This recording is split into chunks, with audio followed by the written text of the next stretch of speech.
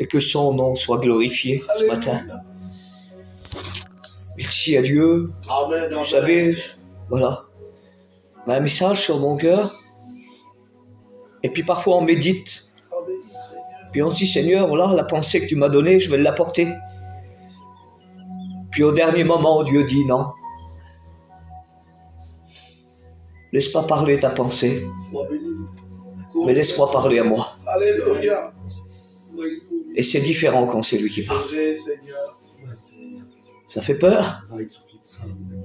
C'est un risque. Mais je veux que Dieu parle. Amen. Qui veut que Dieu parle ce matin? Alléluia.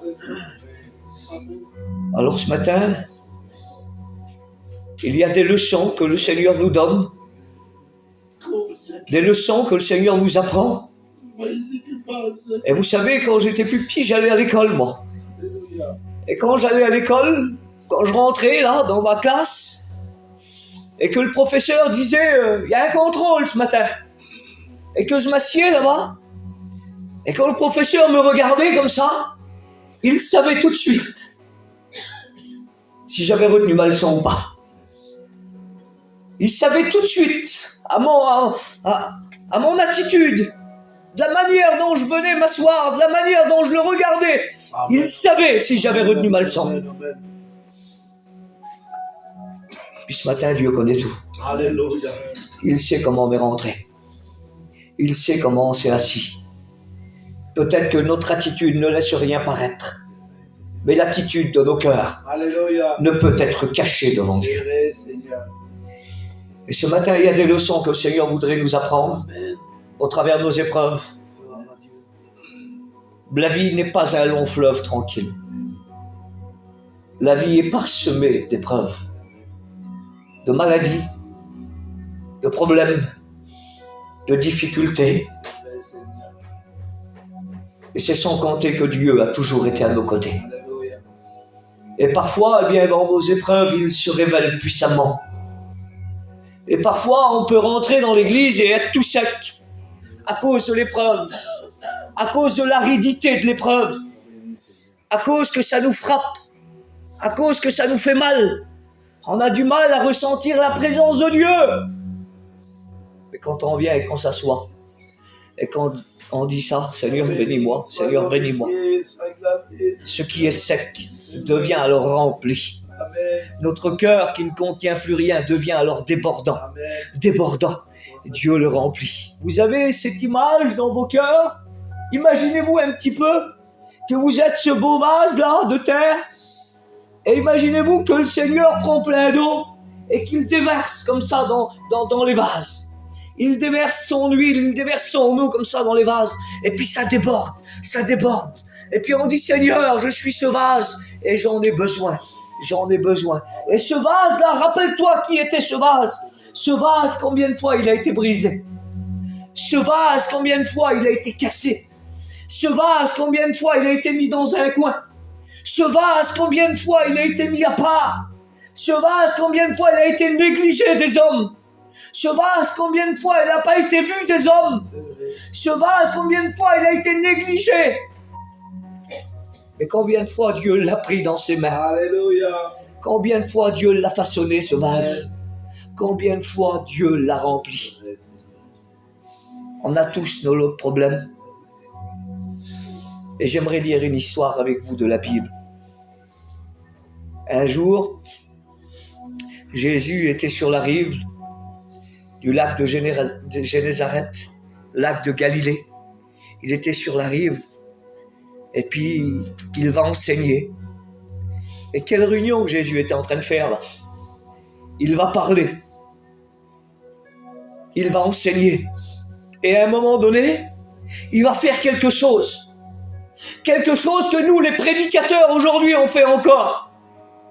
Un message d'appel. Il va dire ça, Jésus. Il va dire, prenons les barques là. Et il va dire ça, passons de l'autre bord. Il y a plus de 5000 ou 15 000 personnes qui sont là. Mais la Bible nous dit qu'il y a une douzaine de barques qui vont passer de l'autre bord. En voulant dire, le Seigneur s'adresse. Le Seigneur s'adresse à ceux qui veulent s'engager. Le Seigneur s'adresse à ceux qui en veulent. Le Seigneur s'adresse à ceux qui demandent la bénédiction. Le Seigneur s'adresse à ceux qui ont des problèmes, des difficultés. Et il leur dit, viens, on va aller de l'autre côté. J'ai quelque chose pour toi de l'autre côté. Amen. Alors les barques vont commencer à naviguer. Et puis là, il y a un homme qui est là. Et cet homme, peut-être que ce matin, tu peux te retrouver en lui. Et tu vas te retrouver en lui. C'est sûr que toi, ma sœur, tu vas te retrouver au travers de cet homme. C'est sûr que toi, mon frère, tu vas te retrouver au travers de cet homme. C'est sûr que ce matin, ton foyer, il va se retrouver au travers de cet homme. Et cet homme, c'est Pierre, le disciple de Jésus. Un homme qui en veut. Et je sais que ce matin, je m'adresse à une église qui en veut. Qui veut Jésus. Qui veut s'engager dans la foi. Je ne parle pas de l'activité ce matin. Mais je parle de l'engagement spirituel. Amen. De ne pas rester sur les mêmes positions. Ça fait 15 ans, 30 ans que tu es baptisé. Ça fait 50 ans. Ça fait 10 ans, ça fait 12 ans. Le Seigneur t'appelle à aller plus loin avec lui. Amen. La Bible nous dit ça. L'évangile de Marc, chapitre 4, verset 35.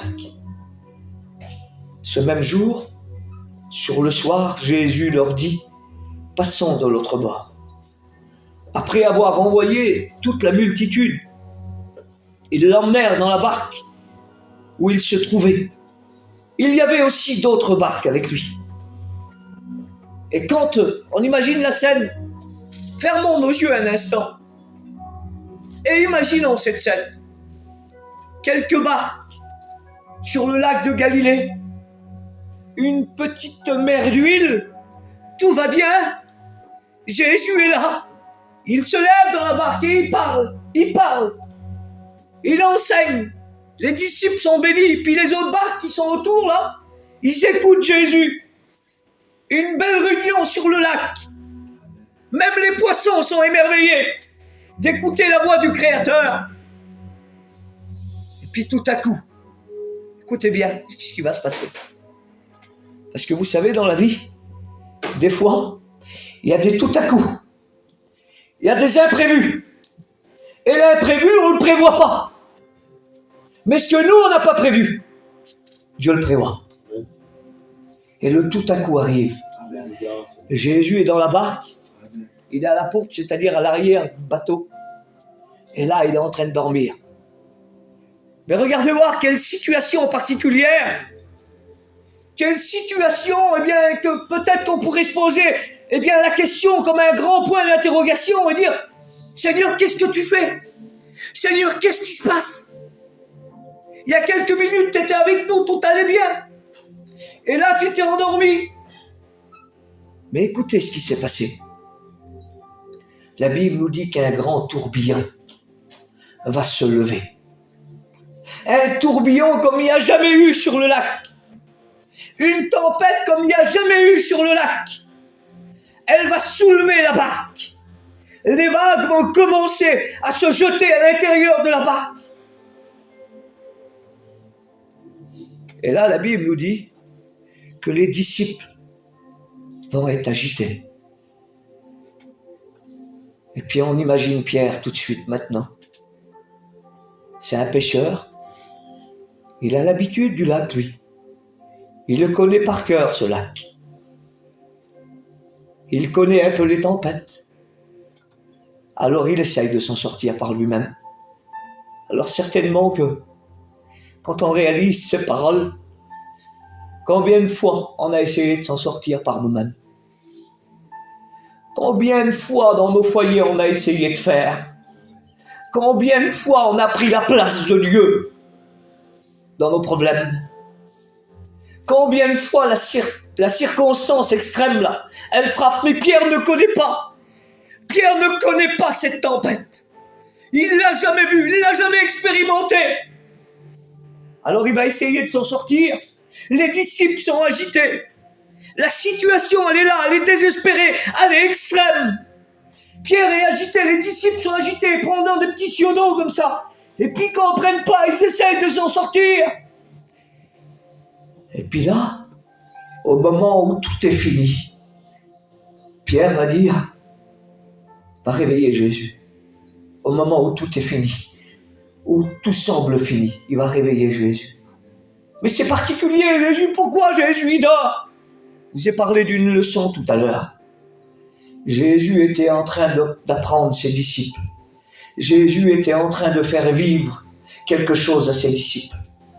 Jésus était en train de faire vivre à ses disciples le psaume 4.9. Je me couche et je m'endors en paix. Car toi seul, Éternel, mets la paix et la sécurité dans ma demeure. C'est un verset qui m'a bouleversé. Combien de fois j'ai été agité? Combien de fois dans mes problèmes, j'ai essayé de le combattre? Combien de fois j'ai essayé de faire moi? Combien de fois j'ai essayé de parler moi? Combien de fois je me suis mis en avant? Combien de fois j'ai essayé de plaider ma cause? Combien de fois je me suis levé et puis j'ai dit mais c'est pas comme ça? Combien de fois j'ai essayé de calmer la tempête? Mais ça n'a pas marché. Puis là Pierre va dire, ne t'inquiètes-tu pas? Non, Jésus n'est pas inquiet. C'est nous qui s'inquiètent. Mais Jésus était en train d'apprendre à Pierre comment il fallait répondre à la tempête. Et Jésus voudrait t'apprendre ce matin. Amen. Jésus voudrait t'apprendre. Peut-être que tu le sais déjà, c'est un rappel. Jésus voudrait te faire revivre le psaume 4.9. Dans ton problème, dans ta difficulté. Sur le lac du problème. Sur la tempête du désespoir. Sur la tempête de la solitude. De l'incompréhension. La tempête de la persécution. La tempête de l'injustice. Jésus voudrait t'apprendre une leçon. Là où tout le monde est agité, lui, il est en paix. Et tu sais ce que je voudrais dire ce matin? Je le dis à moi ce matin. Laisse Jésus t'apprendre à dormir. Quelle affaire? Laissez Jésus nous apprendre à dormir. Mais Lino, on ne doit pas dormir. La Bible nous dit que dehors, il y a un lion rugissant. Et il cherche qui va dévorer. C'est pas le moment, c'est pas l'heure de s'endormir. Et vous savez, il y a des situations où Jésus nous apprend à dormir devant les difficultés. Amen. Vous savez, quand on dort, on voit rien. Quand on dort, on ressent pas ce qu'il y a dehors. Quand on dort, on voit pas ce qu'il y a dehors. Et Jésus est en train de faire comprendre que lorsqu'on vit le psaume 4.9, la tempête, même si elle est là, au fond de nos cœurs, elle ne nous atteint pas. La tempête, même si elle est là, au fond de notre foyer, à l'intérieur de notre foyer. Mais comment tu peux dire ça, Léo? Mais j'ai vu des foyers, moi, qui ont passé par la séparation. J'ai vu des foyers, moi, qui ont passé des problèmes. Mais ça ne se voyait pas sur leur visage. J'ai vu des foyers passer des grands problèmes. Et pourtant, aller encourager les autres. J'ai vu des foyers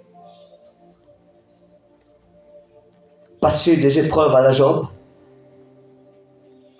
J'ai vu des femmes prier et vivre des situations extrêmes dans leur foyer à cause de leur mari. Mais jamais se rebeller. Jamais se révolter. J'aurais pu parler. Ils auraient pu dire, mais le problème est trop grand là. La tempête, elle est trop grande et puis on aurait pu les plaindre, ces personnes-là. Ben, ils ont appris leur leçon. Et vous savez, là où tout le monde est agité, Jésus il dort. Et regardez ce qui va se passer.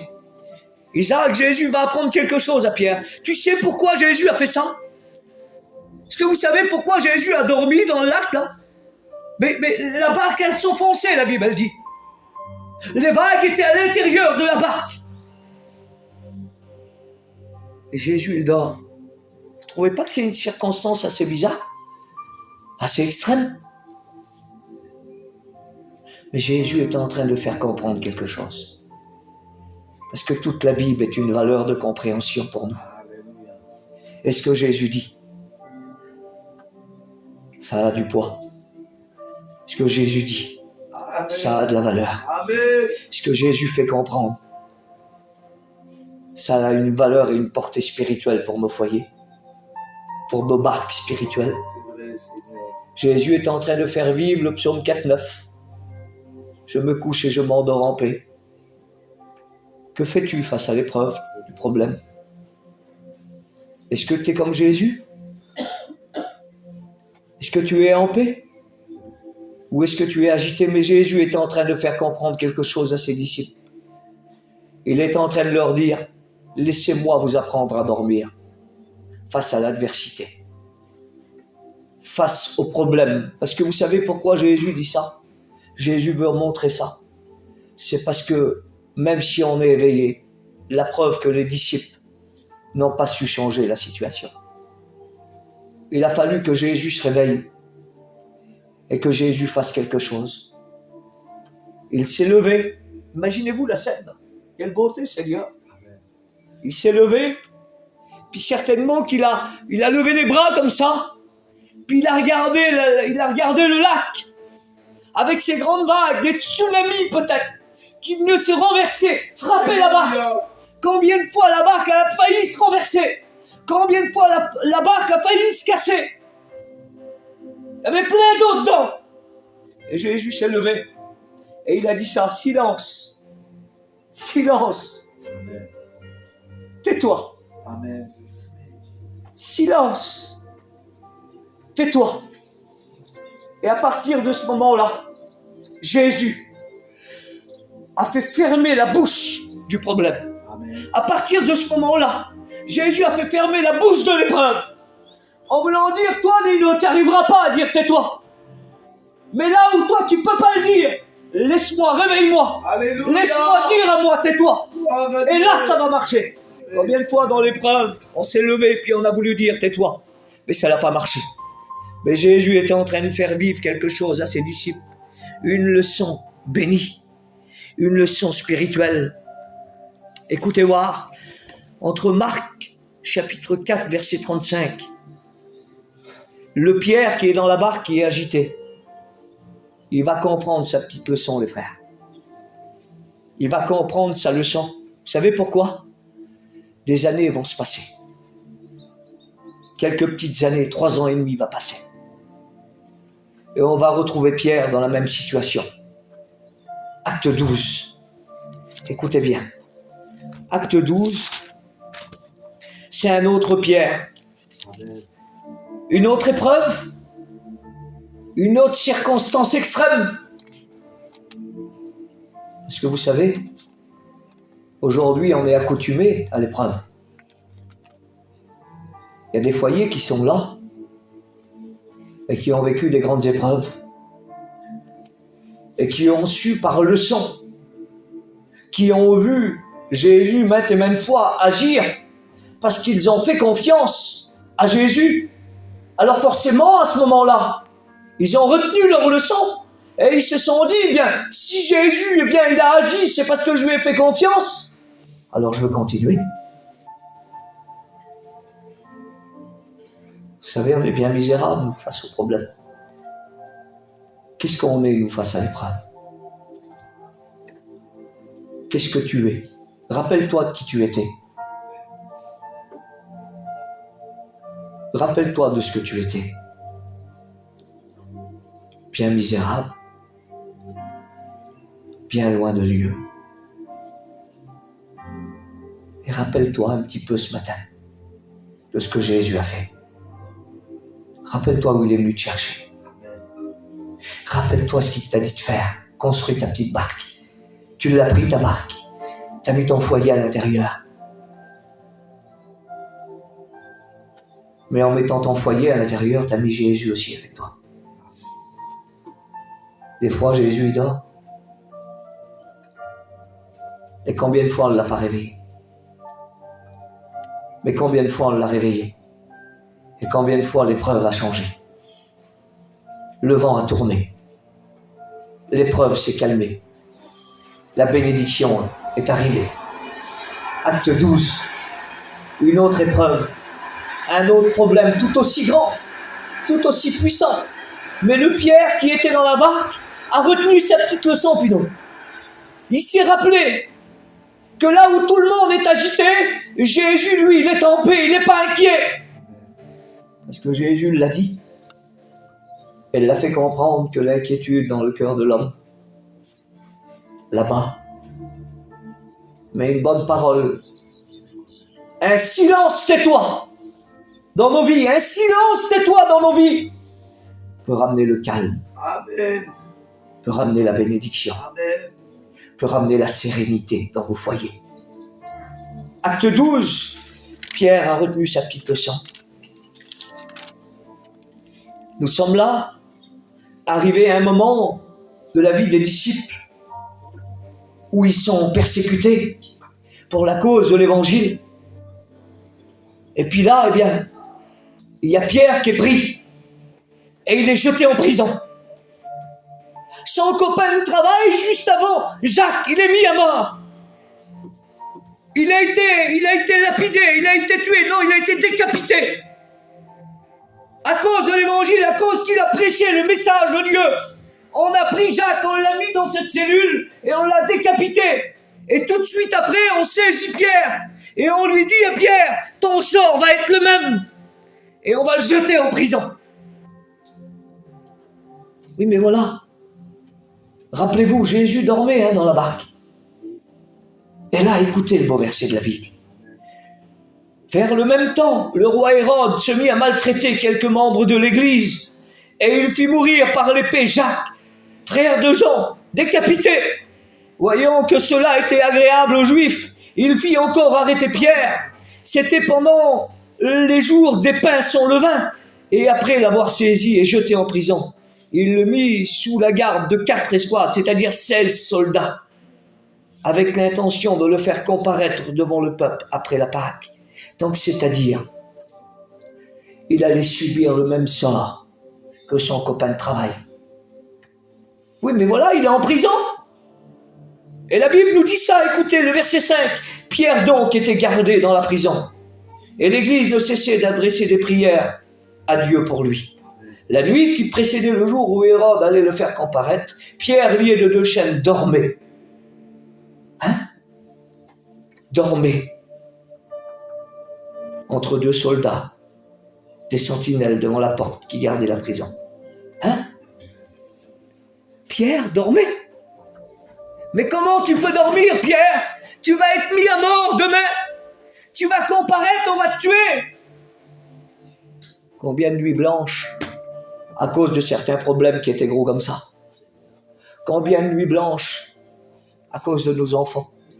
Combien de nuits blanches à cause de l'épreuve qui nous frappait? Combien de nuits blanches à cause de nos imperfections?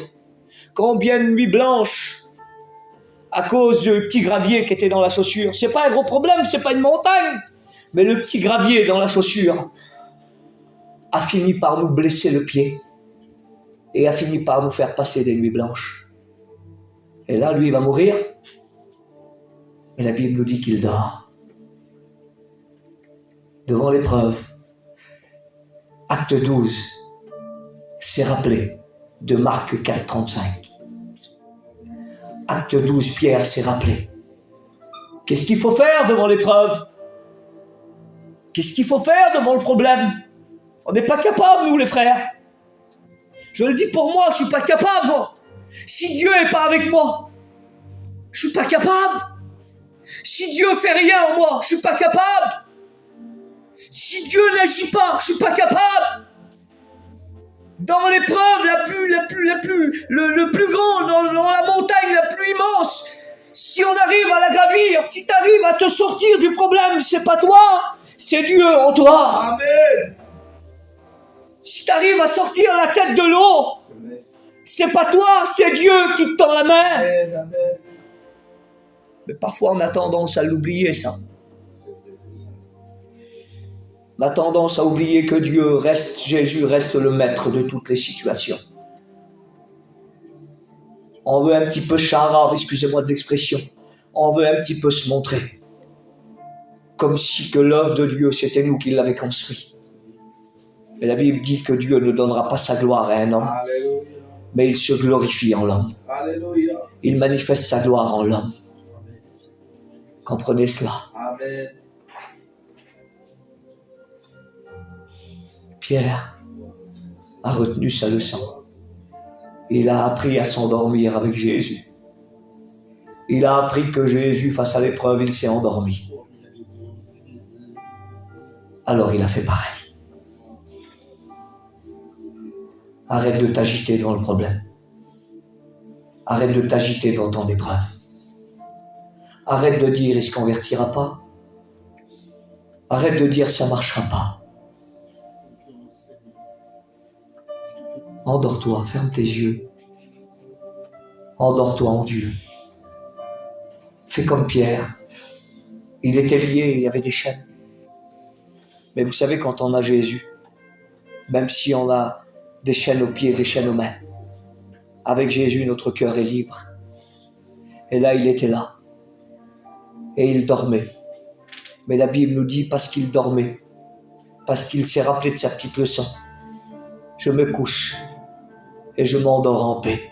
Face aux problèmes, face à l'adversité, face à l'épreuve, face au lac déchaîné, face à l'épée de Hérode, je me couche et je m'endors en paix.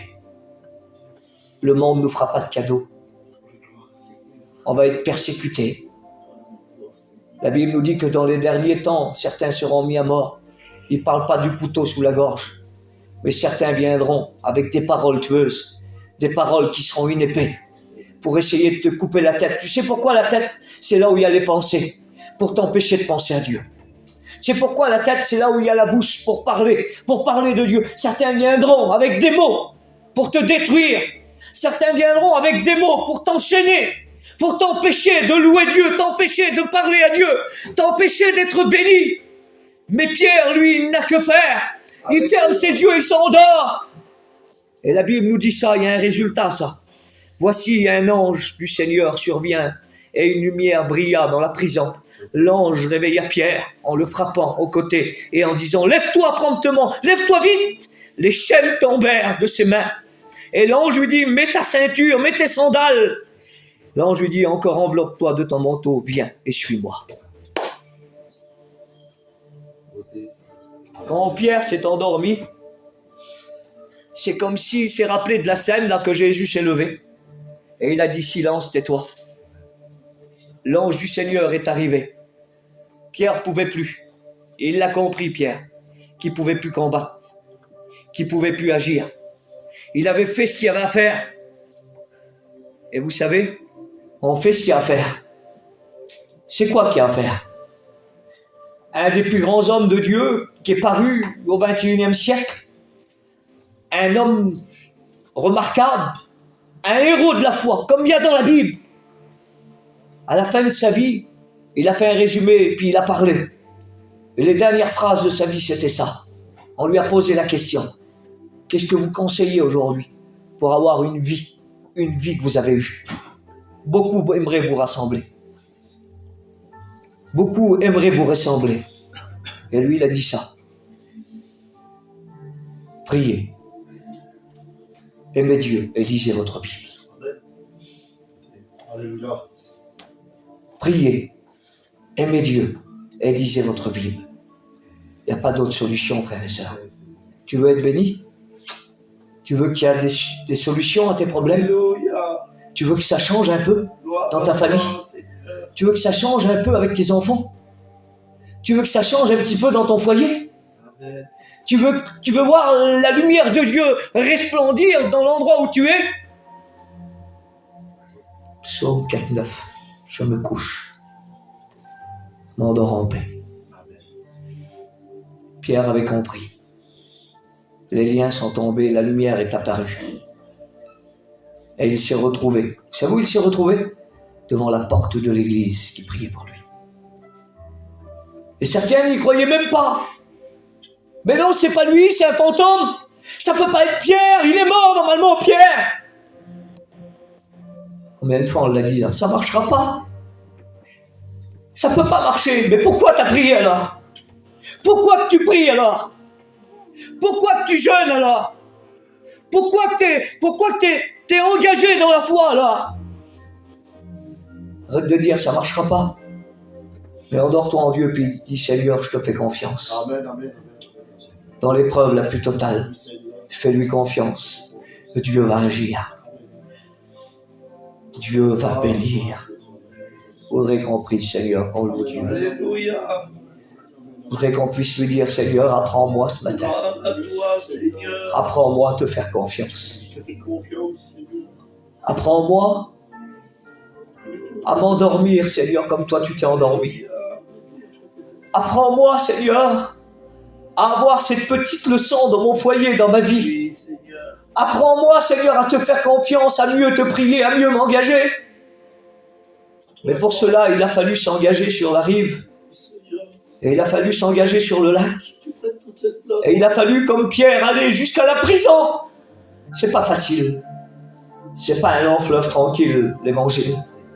La vie chrétienne, elle n'est pas parsemée de pétales de rose sur notre chemin. Alléluia. C'est pas un tapis rouge. Si on vous a dit ça, on vous a menti.